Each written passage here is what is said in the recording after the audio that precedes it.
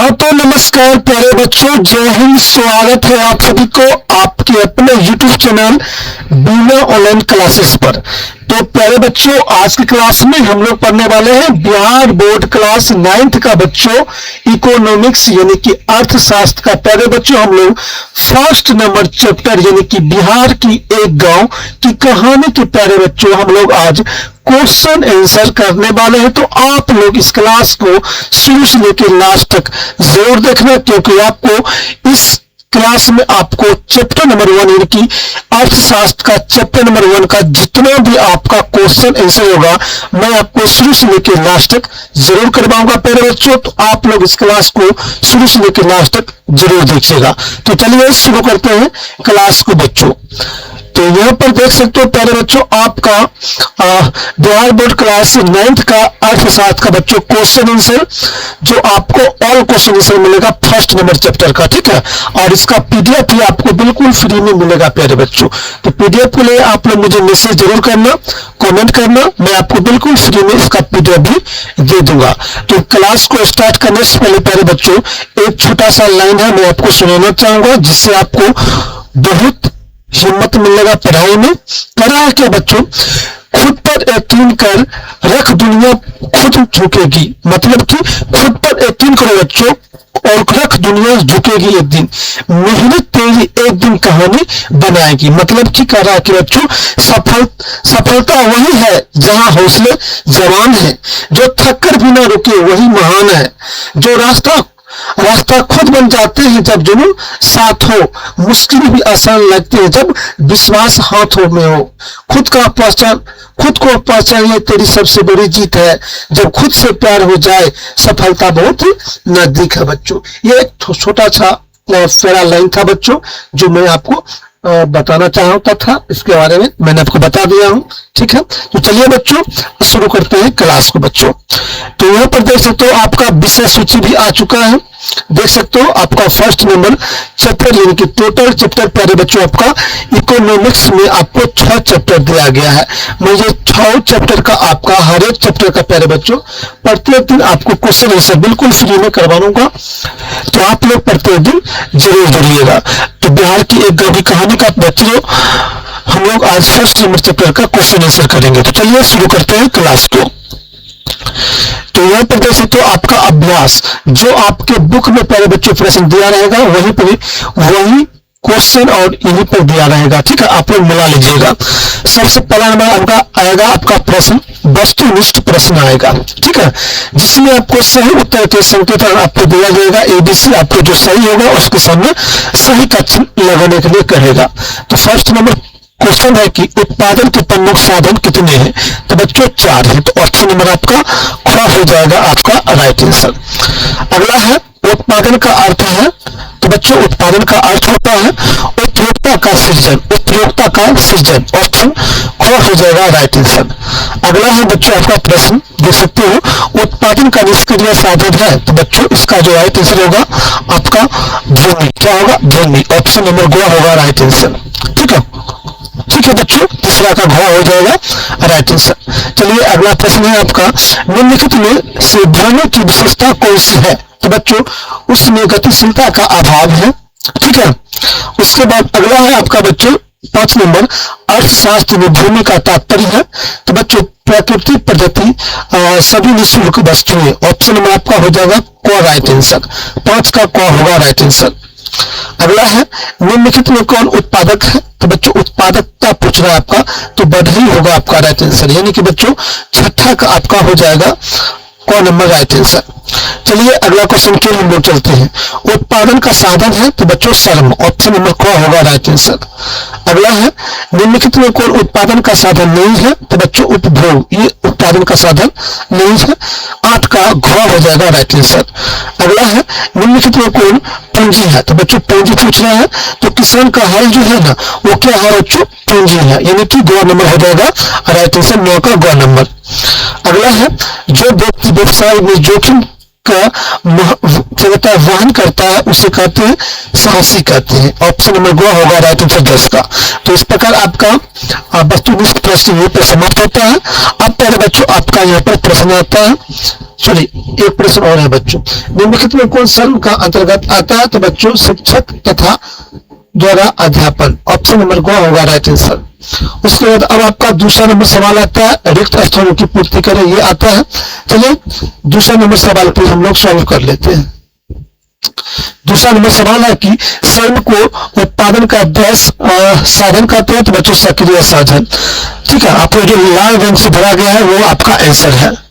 दूसरा है शिक्षक के कार्य को मानसिक श्रम कहा जाता है, ये मानसिक होगा इसका राइट आंसर। अगला है पूंजी अर्थव्यवस्था के भौतिक अथवा पूंजीगत साधन है, इसका राइट आंसर होगा पूंजी। सभ्यता के विकास के साथ ही मनुष्य की दस बहुत बढ़ जाती है, तो बच्चों आवश्यकताएं, यह तो इसका आवश्यकता हो जाएगा राइट आंसर। अगला है बच्चों वस्तु और सेवाओं को उत्पादन विभिन्न साधनों का संयोग से होता है, तो इसका होगा के संयोग से होता है। उत्पादन की नई तकनीकी की वजह से उत्पादन क्षमता में अपेक्षाकृत वृद्धि होती है, तो बच्चों इसका होगा अपेक्षाकृत होगा, छह का आपका होगा अपेक्षाकृत होगा। ठीक है, इस प्रकार आप लोग दूसरा नंबर का आंसर भी बना लीजिए। ठीक है, आप लोग अच्छे तरीके से देख लीजिएगा वीडियो को रोककर। चलिए अगला क्वेश्चन आपका तीसरा नंबर सवाल है, सही कथन में टिक लगाएं तथा गलत के कथन में क्रॉस का लगाने के लिए कहना है। जो सही होगा उसके सामने सही, जो गलत होगा उसके सामने गलत का चिन्ह लगाना है। तो यहाँ पर देख सकते हो कि पहला है अर्थशास्त्र में उत्पादन का अर्थ है उपयोगिता का सृजन करना, तो बच्चों हाँ ये आपका सही, पहला का सही होगा। किसान के कार्य को मानसिक श्रम कहा जाता है, तो नहीं ये गलत है। अर्थशास्त्र के प्रमुख तत्व प्राकृतिक साधन एवं भौतिक साधन है, तो बच्चों हाँ ये आपका सही है। ब्रिटेन की आर्थिक व्यवस्था निश्चित है, तो बच्चों हाँ ये भी आपका सही है। तो इस प्रकार आप लोग सही और गलत वाले क्वेश्चन को बनाइएगा। उसके बाद अगला है भारतीय अर्थव्यवस्था एक मिश्रित अर्थव्यवस्था नहीं है, तो भारतीय अर्थव्यवस्था मिश्रित अवस्था है, मतलब कि भारतीय अर्थव्यवस्था मिश्रित अर्थव्यवस्था है, तो बच्चों ये आपका गलत हो जाएगा।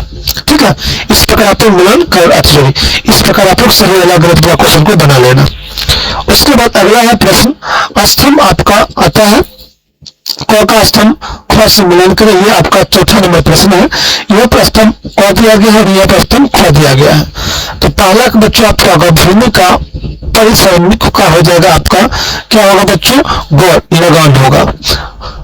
दूसरा है श्रम का परिश्रमिक हो जाएगा आपका बच्चों मजदूरी। पूंजी का परिश्रमिक हो जाएगा आपका बच्चों ब्याज। व्यवस्थापक का परिश्रमिक हो जाएगा आपका वेतन और साहसिक का परिश्रमिक का हो जाएगा लाभ। इस प्रकार आप लोग अच्छे तरीका से प्यारे बच्चों मिलान वाले प्रश्न को बना लेना शानदार तरीका से। ठीक है, चलिए अगला प्रश्न की ओर हम लोग चलते हैं। प्रश्न आता है बच्चों लघुत्तरीय आपका 5 नंबर प्रश्न कि लघुत्तरीय प्रश्न आपको 20 शब्दों में उत्तर देने के लिए कह रहा है। पहला नंबर प्रश्न है बच्चों उत्पादन से आप क्या समझते हैं, तो लिखना होगा आपको अच्छे तरीके से। उत्पादन का अर्थ है किसी वस्तु या सेवा में उपयोगिता का सृजन करना ताकि मानवीय आवश्यकताओं की पूर्ति हो सके, उसे हम उत्पादन कहते हैं। इस प्रकार लिख लेना। दूसरा है उत्पादन तथा उपभोग में अंतर लिखे, तो यहाँ पर देख सकते हो उत्पादन में उपभोक्ता का सृजन होता है और उपभोग में उपभोक्ता का क्या होता है बच्चों, नाश होता है। इसको आप इस प्रकार बनाइएगा, मैं जिस प्रकार बता रहा हूँ ना इस प्रकार बनाइएगा। एक मिनट बच्चों मैं जैसे बता रहा हूँ उसे बनाना। इस प्रकार आप 2 लाइन को खींच लेना इस प्रकार से। ठीक है, इस प्रकार से खींच लेना और बीच में इस प्रकार लाइन एक दे देना और यहाँ पर आप लिख देना, यहाँ पर लिख देना उत्पादन, यहाँ पर लिख देना उत्पादन और यहाँ पर लिखना उपभोग। ठीक है, तो यहाँ से लेकर यहाँ तक आप लिख देना इसमें और यहाँ से लेकर प्यारे बच्चों यहाँ तक आप लिख देना इसमें, आपका अंतर हो जाएगा। ठीक है, लिख लेना। चलिए तीसरा नंबर उत्पादन के विभिन्न साधन कौन कौन से हैं, लिखना होगा। उत्पादन के साधन 4 है, भूमि, श्रम, पूंजी और संगठन। ये सभी प्यारे बच्चों क्या है, उत्पादन के साहस है, साधन है। 4 नंबर सवाल है कि फतेहपुर गांव के लोगों का मुख्य पेशा क्या था, तो फतेहपुर गांव के लोगों का मुख्य पेशा कृषि और पशुपालन है। ठीक है बच्चों, उसके बाद अगला है आपका 5 नंबर सवाल भूमि तथा पूंजी में अंतर करें। तो लिखना होगा भूमि प्राकृतिक पद्धति और निःशुल्क है, पूंजी मानव निर्मित और बचत से बनती है। इस प्रकार आप लोग अच्छे तरीके से 5 नंबर का भी सवाल लिख लेना। उसके बाद छठा है, क्या सिंचित क्षेत्र को बढ़ाना महत्वपूर्ण है, क्यों? लिखना होगा हाँ, सिंचित क्षेत्र बढ़ाने से कृषि उत्पादन बढ़ती है और किसान की आय में भी क्या होती है, वृद्धि होती है। इस प्रकार लिख लेना। अगला है, उत्पादन में पूंजी का क्या महत्व है। लिखना होगा आपको, पूंजी से मशीन कच्चा माल खरीदा जाता है, इससे बड़े पैमाने पर उत्पादन में संभव होता है। इस प्रकार आप लोग 7 का आंसर लिख लेना। ठीक है बच्चों, चलिए अगला है प्रश्न, द्विगुणीय प्रश्न है, आपको 100 शब्दों में उत्तर देने के लिए कह रहा है। प्रश्न है बच्चों आपका, उत्पादन की परिभाषा दीजिए, उत्पादन में कौन कौन से साधन है, व्याख्या करें। लिखना होगा आपको अच्छे तरीके से। उत्पादन का अर्थ है किसी वस्तु में उपभोक्ता के सृजन करना है। उत्पादन के 4 प्रमुख साधन हैं। पहला, भूमि प्राकृतिक पद्धति साधन जैसे मिट्टी, पानी, हवा। दूसरा है श्रम, मनुष्य के शारीरिक और मानसिक कार्य। तीसरा है पूंजी, मशीन, औजार, पैसा जो उत्पादन में काम आता है। चौथा है संगठन साहसी जो सभी साधनों के मिलाकर जोखिम उठाती है। इन चारों को सहयोग से ही उत्पादन संभव है बच्चों। इस प्रकार आप लोग पहला आंसर बहुत ही शानदार तरीका से लिख लेना। ठीक है, उसके बाद अगला है आपका दूसरा नंबर, उत्पादन के साधनों में संगठन एवं साहसी की भूमिका का वर्णन करें।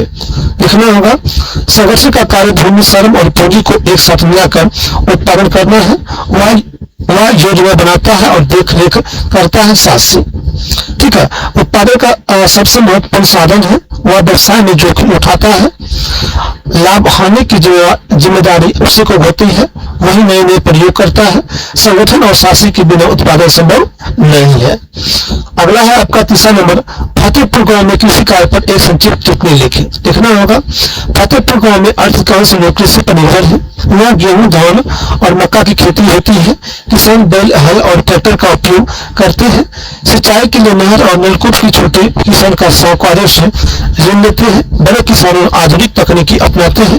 कृषि यहाँ की आय का प्रमुख स्रोत है बच्चों। लिख लेना आप फतेहपुर गांव में कृषि का कार्य का एक संक्षिप्त टिप्पणी। चौथा है बच्चों, मंझोल एवं बड़े किसान कृषि से कैसे पूंजी प्राप्त करते हैं, वो छोटे किसानों से कैसे भिन्न है। लिखना होगा, मंझोल और बड़े किसान बैंक सहकारी समिति से कम ब्याज पर ऋण लेते हैं। वे अपने जपाजत और फसल बेचकर भी पूंजी जुटाते हैं। वो छोटे छोटे किसानों से इस महीने में भिन्न है। उनके पास अधिक जमीन, मशीन और सिंचाई के साधन भी होते हैं। वे आधुनिक बीज के खाद का प्रयोग करते हैं, जबकि छोटे किसान परंपरागत तरीके अपनाते रहते हैं। इस प्रकार आप लोग चौथा आंसर लिख लेना। ठीक है बच्चों, और यहीं पर आपका बच्चों चैप्टर समाप्त होता है, यानी कि आपका जितना भी क्वेश्चन था बच्चों मैंने आपको बहुत ही शानदार तरीका से करवा दिया। अगर आपको ये क्लास पसंद आया होगा तो वीडियो को लाइक और शेयर जरूर कर देना। चैनल पे पहली बार आए हैं तो चैनल को जरूर सब्सक्राइब कर लेना। और इसका आपको बिल्कुल फ्री पीडीएफ चाहिए तो मुझे मैसेज करना, मैं आपको बिल्कुल फ्री में इसका पीडीएफ भी आपको दे दूंगा। तो मिलते हैं प्यारे बच्चों आपसे अगले वीडियो में। तब तक नमस्कार प्यारे बच्चों, बेस्ट ऑफ लक, जय हिंद मेरे प्यारे बच्चों।